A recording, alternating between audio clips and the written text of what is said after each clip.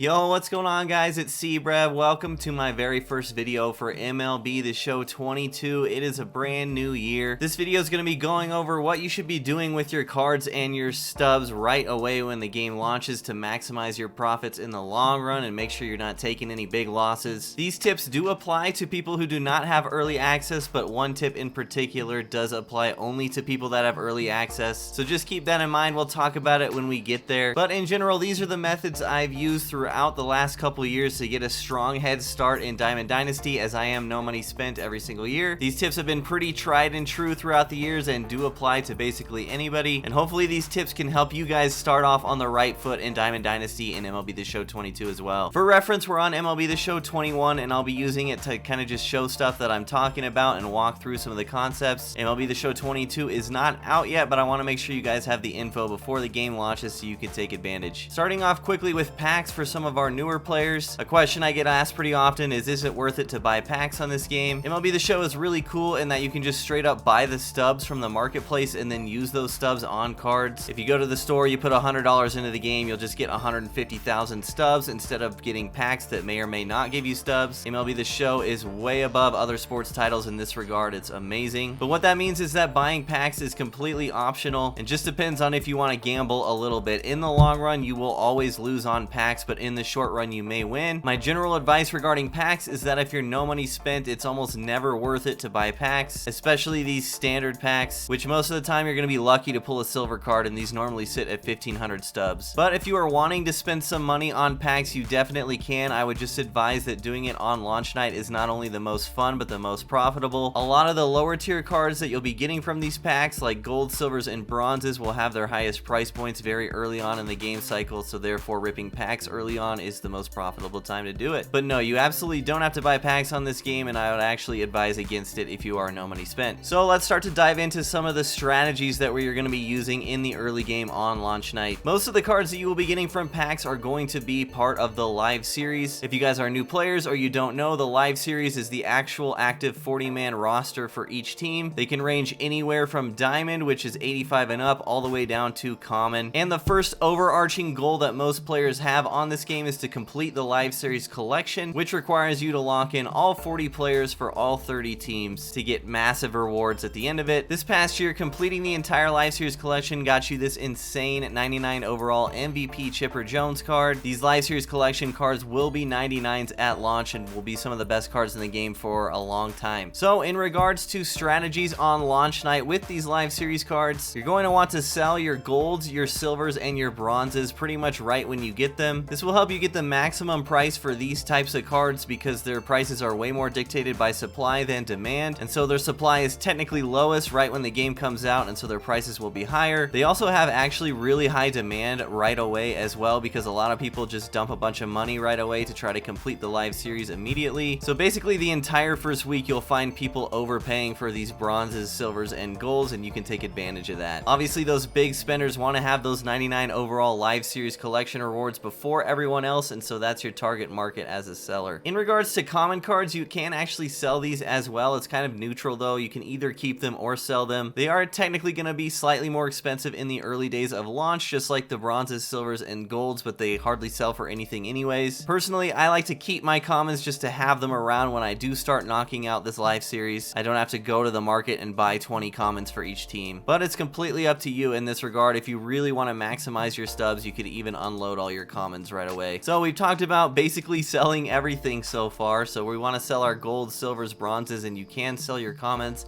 Is there anything you can actually keep instead of selling? Well, there is, and let's talk about the fun stuff now, which is the diamonds. So with these live series cards, you're going to have what's called a low diamond and what's called a high diamond. A high diamond is a 90 or higher overall, and a low diamond is an 85 to an 89 overall. High diamonds have a much lower pull rate and therefore sell for a lot more than low diamonds. Any card that is 90 plus overall has a way lower supply than a card that is 89. So because of this, their prices move differently as the year progresses through its first month or two. Historically, low diamonds go down in price after launch, and high diamonds either maintain their price or go up slightly. So what this means, if we want to maximize our stubs, is that we want to sell the low diamonds that we pull early on, and we want to keep the high diamonds that we pull early on. If you are one of the lucky ones to pull a Trout or a DeGrom or a Shohei very early on, I would strongly advise you not to sell that card. It can be tempting because they're going to sell for a lot, but in terms of a long-term play, it's going to be actually worth it to keep it. Not only do you have the potential for this card to go up in price a little bit and cash in more stubs down the road, but you also get to use the card for the entire time. Low diamonds, on the other hand, typically go down after launch because their price is much more dictated by supply, and as more and more of these low diamonds start getting pulled and less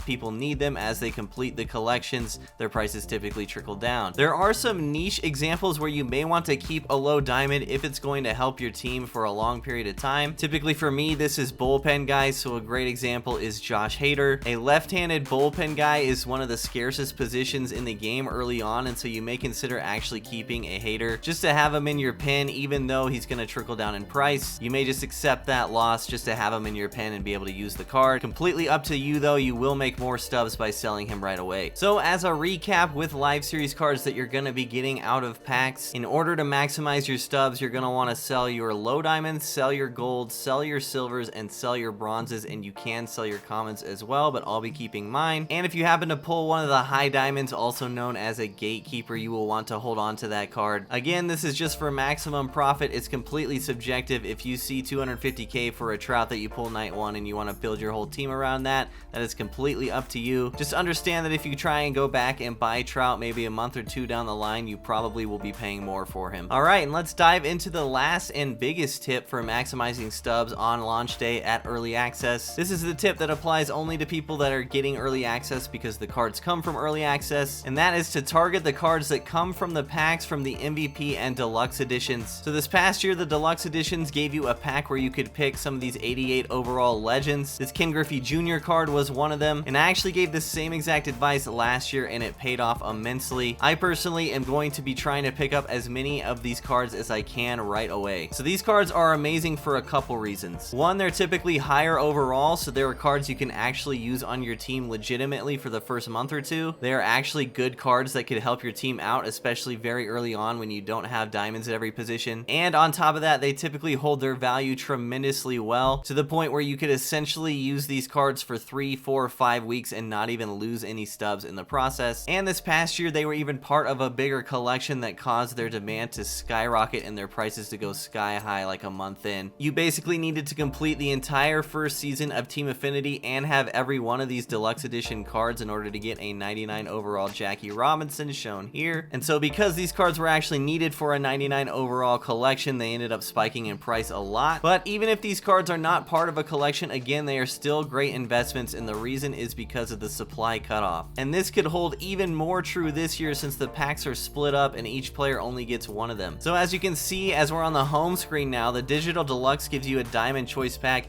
and a Cover Athlete Diamond Choice Pack. The MVP Edition does not give you the Cover Athlete Diamond Choice Pack, but it does give you the Legends Diamond Choice Pack. As of recording this video, we don't know the cards or the stats that are in the Cover Athlete Diamond Choice Pack, but we can kind of guess. You know, they're adding new legends like Ryan Howard and Joe Mauer that have been cover athletes before that will most certainly be in that pack. And only 3 of the 5 cards in the Legend Diamond Choice Pack have been revealed so far. Those are Mickey Mantle, Ricky Henderson, and Vladimir Guerrero Sr. Regardless, you can see even with the most expensive version of the game, each player is only going to get one of these cards. These deluxe edition cards are super unique with their supply, and the fact that their supply basically gets cut off like hours after launch. Basically, the only time these cards are getting pulled during the first week is like the first 2 hours of early access, which means even after one day, their supply can be completely cut off and their prices will start to rise because of it. As I mentioned earlier, the supply for individual cards could even be smaller because there's 2 separate packs that you only get 1 card each out of, as opposed to last year where it was just 1 pack and you got to pick 2 of the cards. And the Cover Athlete pack specifically is exclusive to Deluxe Edition, which is the most expensive game. So all that is to say, these cards should be solid investments to at least hold your stubs, and you may even make stubs from them, and you get to use them along the way. And if you have pre-ordered the Deluxe or MVP Edition and you will be getting some of these packs yourselves, I would strongly advise, if you can, to not sell the card. Pick a guy out of the pack that you want to use, that you can add to your squad right away, and just go ahead and use them for 2 weeks, and you aren't going to lose any stubs at all. You'll probably even make stubs. And personally, I'm going to be selling all of my other stuff and trying to buy as many of these cards as I can right away. I think one in particular is going to be a super strong investment, and that is going to be the Diamond Joe Mauer that's going to be in the Cover Athlete Diamond Choice Pack. I think he is the perfect card to be a great investment early on. Catcher catcher is typically a shallow position early on. This is going to be a strong diamond left-handed catcher for you right away. And like I said, the cover athlete pack itself is exclusive to the most expensive version of the game, so there's going to be less of him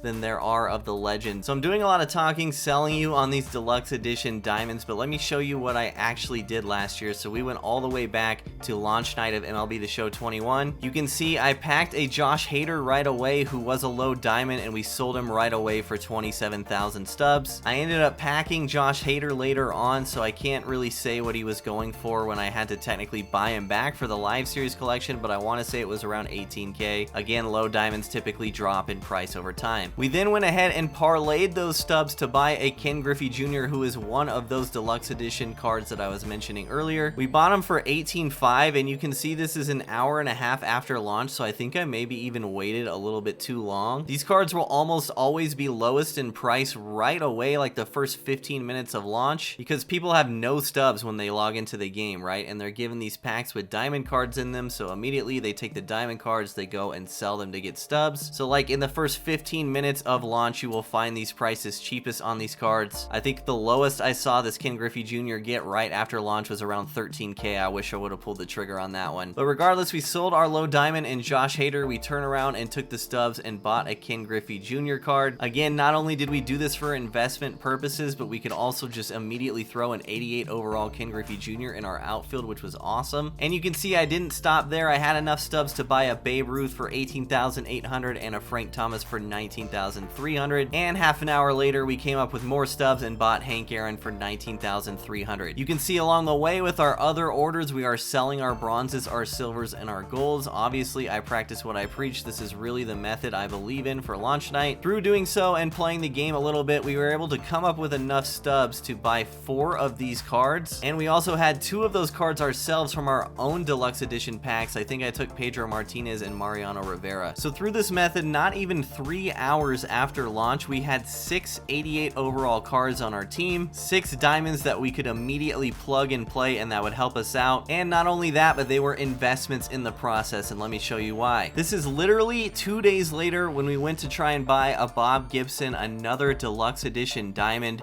and you can see his price is up to 29,240. So 2 days after early access launch, these deluxe edition diamonds had already gone up by 10,000 stubs each. So if you take into account the fact that we had 6 of them 3 hours after launch, we technically made 60,000 stubs just by buying them 2 days early. And I guess you could say not selling for the 2 that we got out of our own packs. This was huge because we got 6 out of the 10 cards very early on for very cheap, and like I said, you needed all 10 for the Jackie Robinson collection. So we gave ourselves a massive head start on that collection, and we're still able to use the cards in the process. You can see the next day they had dipped just slightly by maybe like 1,000 stubs, and I bought the last of the 10 that I needed in Cal Ripken Jr. for around 28,000 stubs. This means I was basically able to complete the 99 overall Jackie Robinson collection for around 250,000 stubs, which is an absolutely insane steal early in the game cycle. And obviously I used my own cards and locked them in for the collection, so I didn't end up selling them when they reached that point, but there was a point in the year last year where these deluxe edition diamonds were selling for 50,000 stubs. I want to say it was about 1 to 2 months in before they really started throwing those packs back into inning programs and such, but buying 4 of these cards on launch night was one of the best decisions I made all year. And if these deluxe edition cards that are coming down the pipeline for MLB The Show 22 also lead to another 99 overall collection, you can expect more of the same. And if they're not even part of the collection, they're still going to maintain their value through the first couple weeks, and you can essentially use them for free. One last funny thing I want to show you guys in regards to golds and why it's so important to sell them immediately or very early on. Let's look at this Byron Buxton. He was actually a gold at the start of last year. You can see I packed him on launch night and I sold him for 8,800. At this point, he was either an 83 or an 84 overall gold card. And if we hop over to my second account, which was working on the live series collection a lot later on, obviously because I had been spending most of the first couple of months on the main account, you can see this transaction was on 6/29, which is 2.5 months after I sold gold Byron Buxton on launch night for 8,800 stubs. I bought Byron Buxton for 9,400 stubs. Now you may be thinking, didn't you say golds go down in price pretty much right away? Why did you overspend even though this is 2.5 months later? Well, the funny part is at this point, Byron Buxton was either an 87 or an 89 overall diamond card. So essentially an 83 or 84 overall gold card on launch night sold for the exact same price as an 87 or an 89 overall diamond card 2.5 months down the line. If that doesn't tell you how inflated the prices of gold cards are on launch night and why it's so important to sell them right away, then I don't know what to tell you. But those are all the tips I have for launch night as of right now. Let's do a quick recap for the end of the video. In regards to live series cards or cards you're just going to be getting out of packs right away, you should be selling low diamonds, so those are 85 to 89 overall. You should also be selling your golds, silvers, and bronzes, and you can sell or keep your commons. If you are lucky and you end up with a 90 plus overall diamond, I would strongly advise keeping that card and just using it. It's going to be one of the best cards in the game at the time, and it should at the very least maintain its value over the first couple months, if not go up in price. And personally, I'm going to be taking all the stubs I make from selling everything but high diamonds and parlaying those stubs into deluxe edition diamonds, those being the diamonds you can get from the Legends Diamond Choice Pack and the Cover Athlete Diamond Choice Pack. I'm going to be buying one version of as many different of those cards as I can to try to fill out my roster at different positions and diversify a little bit. And I also will not be selling my own cards that I'm getting out of the packs. I will be keeping them instead. And if I had to pick only one card to invest in from the deluxe edition packs, it would be Joe Mauer from the Cover Athlete pack, obviously assuming that he's in it. Because I made this video a little early, it's possible he's not in it, but I would be surprised. And that's it. I hope you guys enjoyed the video. Let me know if you have any questions or comments down below. Would very much appreciate it if you'd subscribe to the channel. We're going to be putting out so much content this year. We are finally full-time on YouTube and Twitch, so we're going to have a ton of time to post a ton of good content for you guys. Thank you all so much for watching all the way to the end. I hope you all have a wonderful launch night, and I can't wait to dive headfirst into MLB The Show 22 Diamond Dynasty with you all.